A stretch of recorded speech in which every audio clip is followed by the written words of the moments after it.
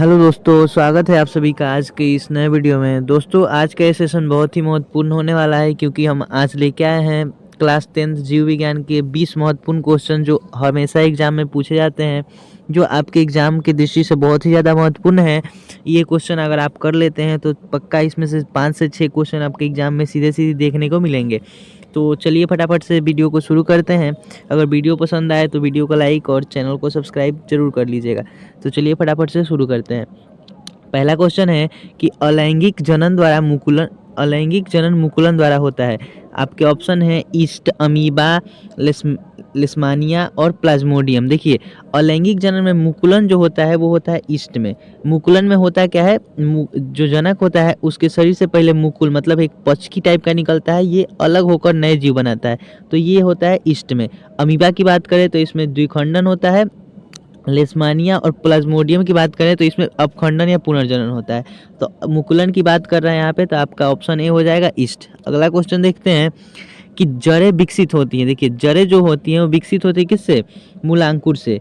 Normal अगर हम लोग किसी पौधे को लगाते हैं तो उसकी जड़ें कहाँ से विकसित? मान के चलिए कोई चना है, अगर इसको बोएंगे तो इसकी जड़ें किससे विकसित होंगी? पहले अंकुर निकलेगा, इससे ही जड़ें इसकी विकसित होगी। तो आपका ऑप्शन हो जाएगा डी यानी मूलांकुर से।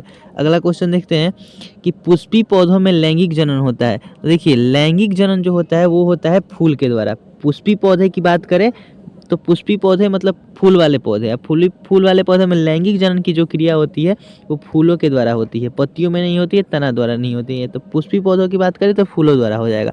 अगला क्वेश्चन कि मानव मादा के जनन तंत्र का भाग नहीं है। देखिए, मानव मादा में जनन तंत्र का भाग नहीं है। तो मानव में अंडाशय है, गर्भाशय है, डिंबवाहिनी है। लेकिन शुक्रवाहिका की बात करें तो ये मानव मादा जनन अंग का नहीं है, लेकिन पुरुष जनन अंग का है। तो यहाँ पे मानव मादा के जनन तंत्र का भाग नहीं है, तो ये हो जाएगा शुक्रवाहिका, जो कि नहीं है, ये पुरुष का है। अगला क्वेश्चन देखते हैं कि ब्रायोफिलियम अपने जिस भाग द्वारा जनन करता है वह है। देखिए, ब्रायोफिलियम जो है इसका जो जनन होता है वो पत्तियों के द्वारा होता है, क्योंकि इसकी पत्ती को ले जाकर अगर हम लोग बोते हैं तो इससे नए पौधे का विकास होता है। तो ब्रायोफिलियम याद रखिएगा, ये जो होता है अपने पत्ती से विकसित करता है। ये क्वेश्चन बहुत बार एग्जाम में पूछा जा चुका है, तो इसको थोड़ा ध्यान से रखिएगा। अगला क्वेश्चन कि ईस्ट जनन करते हैं। अभी हम लोगों ने थोड़ा देर पहले पिछले क्वेश्चन में पढ़ा कि इसमें जो जनन होता है किसके द्वारा होता है? मुकुलन द्वारा। जनक के शरीर से नया पचकी निकलेगा, ये अलग होकर नया पौधा बना लेगा, तो इसे हम लोग मुकुलन कहते हैं। अगला क्वेश्चन है कि नर युग्मक एवं मादा युग्मक के संलयन को कहते हैं। देखिए, नर युग्मक की बात करें तो हम लोग शुक्राणु को कहते हैं नर युग्मक, जो कि पुरुष के शरीर से निकलता है। वहीं मादा युग्मक की बात करें तो अंडाणु होता है।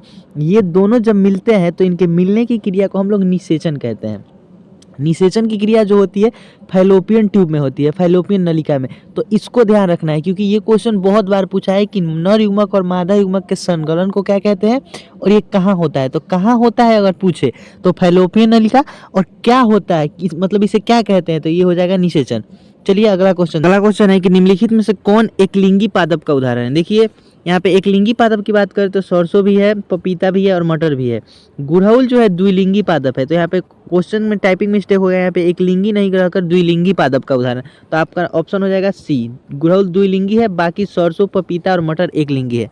अगला क्वेश्चन देखते हैं कि द्विविखंडन द्वारा जनन होता है। देखिए, द्विविखंडन की जो क्रिया होती है वो देखने को मिलती है अमीबा में।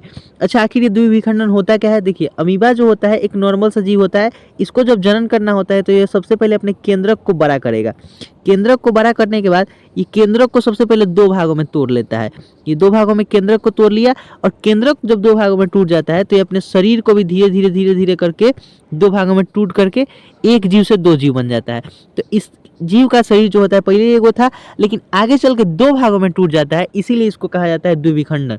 और ये जो क्रिया होती है अमीबा में देखने को मिलती है। तो अगर क्वेश्चन पूछे द्विविखंडन द्वारा जनन किस में होता है तो अमीबा में। इसमें बहुखंडन द्वारा भी जनन होता है, मतलब कभी शरीर 2 भाग में न टूट के बहुत सारे जब भागों में टूट जाएगा तब उसे हम लोग बहुखंडन कहते हैं। तो याद रखिएगा कि अमीबा में द्विखंडन और बहुखंडन दोनों के द्वारा जनन होता है।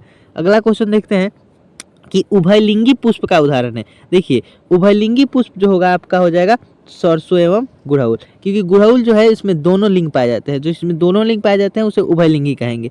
अगला क्वेश्चन कि मुकुलन द्वारा प्रजनन किस में होता है। देखिए, अमीबा में तो द्विखंडन द्वारा होता है। अभी थोड़ा देर पहले हम लोगों ने पढ़ा मलेरिया ये इसमें नहीं होता है, पैरामीशियम में भी नहीं होता है। लेकिन ईस्ट की बात करें तो ईस्ट में जो प्रजनन होगा वो मुकुलन द्वारा होगा। ईस्ट नॉर्मल सा जीव होगा, इसमें सबसे पहले छोटा सा अलग सा जीव निकलेगा, ये आगे चलकर 2 भागों में टूट जाएगा, इसको हम लोग कहते हैं मुकुलन। अगला क्वेश्चन देखते हैं कि फूलों में नर प्रजनन अंग होते हैं। देखिए नर प्रजनन अंग की बात करें तो फूलों में पुंकेसर होता है और वर्तिकाग्र जो होता है आपका स्त्री प्रजनन अंग होता है फूलों में। तो आपका ऑप्शन होगा ए, पुंकेसर सही होगा। अगला क्वेश्चन कि द्विखंडन होता है, ये क्वेश्चन बार बार रिपीट हो रहा है, देखिए अमीबा में, क्योंकि ये क्वेश्चन बार बार एग्जाम में पूछता है। अगला क्वेश्चन देखते हैं कि मुकुलन द्वारा जनन होता है। मुकुलन द्वारा जनन आपका होता है हाइड्रा, अमीबा, राइजोपस, प्लानेरिया। आपका ऑप्शन होगा ए, हाइड्रा में। हाइड्रा में मुकुलन होता है, ईस्ट में भी मुकुलन होता है, तो आपका ऑप्शन हो जाएगा ए। अगला क्वेश्चन देखते हैं कि मानव में किस प्रकार का जन्म पाया जाता है, सॉरी जन्म नहीं कर यहाँ पे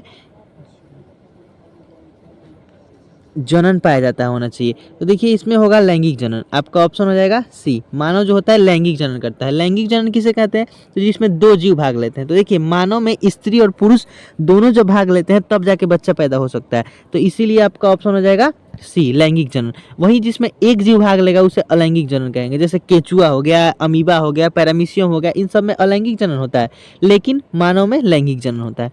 अगला क्वेश्चन कि निम्नलिखित में से किस जीव में बहुविखंडन होता है। देखिए अभी थोड़ा देर पहले हम बात की कि अमीबा में द्विखंडन और बहुखंडन दोनों देखने को मिलता है, तो आपका ऑप्शन हो जाएगा ए, अमीबा। उसके बाद कि ब्रायोफिलियम में कौन से भाग में कायिक प्रवर्धन होता है। कायिक प्रवर्धन का मतलब होता है कि किसी पेड़ के पत्तियाँ, छाल, जड़, इन सब से अगर नया पौधा बनता है तो उसे हम लोग कायिक प्रवर्धन कहते हैं। तो यहाँ पे ब्रायोफिलियम जो होता है उसमें होता है पत्तियों द्वारा। आपका ऑप्शन हो जाएगा ए, ब्रायोफिलियम का जब पत्ता लगाते हैं तो उससे नया पौधा जन्म ले सकता है, इसीलिए इसका ऑप्शन हो जाएगा ए। अगला क्वेश्चन देखते हैं कि मानव मादा निषेचन होता है। देखिए मानव में निषेचन की क्रिया जो होती है, अभी थोड़ा देर पहले हम बताए थे फैलोपियन नलिका में निषेचन की क्रिया शुक्राणु से मिलता है, तब इसे निषेचन कहते हैं, और ये होता है स्त्रियों के शरीर के अंदर फैलोपियन नलिका में।